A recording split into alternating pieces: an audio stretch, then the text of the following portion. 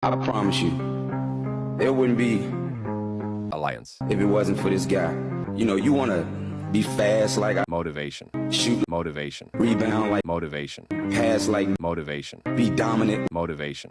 But man, I want to be like. Motivation. I remember the first time I played against him. I walked out on the court and I looked at him for the first time in my life. A human being didn't look real to me.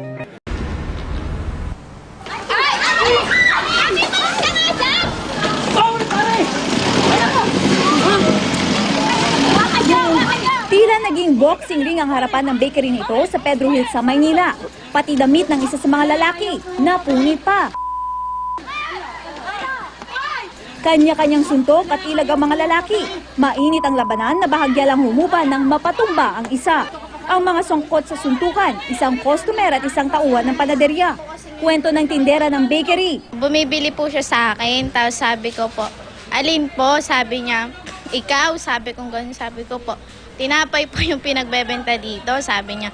Sabi niya, magkano ka ba? Dagdag pa niya na umorder din ng cup noodles ang lalaki pero di naman daw kinuha at pilit na umorder ng bulalo. Yun nga lang, wala naman daw silang tindang bulalo. Matapos daw nito ay nagwala na raw ang lalaki. Kaya napilitan ng isa sa mga tauhan ng panaderya na sumaklolo hanggang sa magkasuntukan na sila ng customer.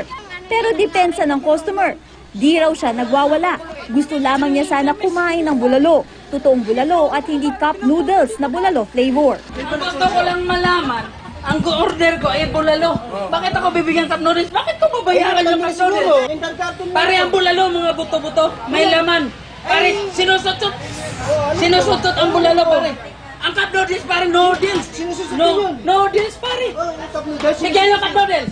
Saan yung po iba? Bigyan yung cup noodles to kung paano nasusutin yung cup noodles. Dumating din ang mga barangay tanod para patigilin si Jong sa pagwawala. Ngunit nagpupumiglas pa rin ang lalaki at ayaw sumama. Ang dahilan, wala raw kasi ang kanyang ina. Kailangan kong tawag ng pamilya ko! Di naglaon ay naisama rin siya sa kanilang barangay. Pagpapahingan lang muna namin. Tapos kung may reklamo, di pablatal namin o kung may complaint siya. Sabi naman niya kanina, hindi raw siya magreklamo at antayin na lang niya daw na siyang ireklamo. Katrina Son, GMA News.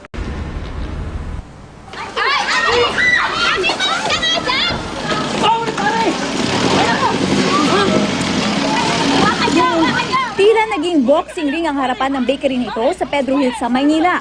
Pati damit ng isa sa mga lalaki, napunit pa. Kanya-kanyang suntok at ilag ang mga lalaki. Mainit ang labanan na bahagya lang humupa nang mapatumba ang isa. Ang mga sangkot sa suntukan, isang customer at isang tauhan ng panaderya. Kwento ng tindera ng bakery. Bumibili po siya sa akin, tapos sabi ko po, alin po? Sabi niya, ikaw? Sabi ko gano'n, sabi ko po, tinapay po yung pinagbebenta dito, sabi niya.